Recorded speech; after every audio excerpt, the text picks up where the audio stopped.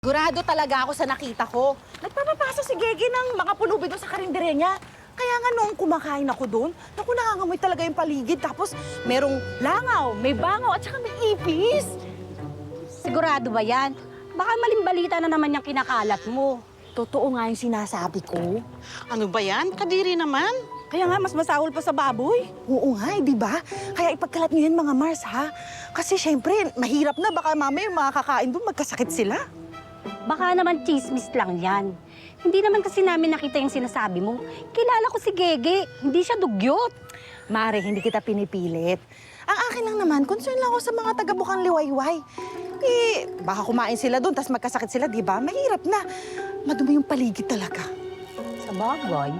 No. Oo nga, mahirap kasi magkasakit ngayon. Tama, diba?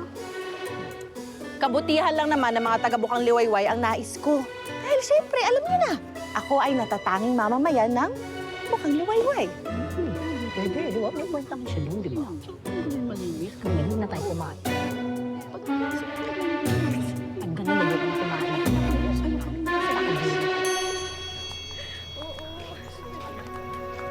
Ay, salamat.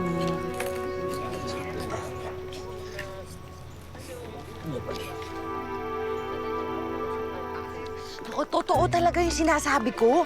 Napakadumi talaga nung kainan ni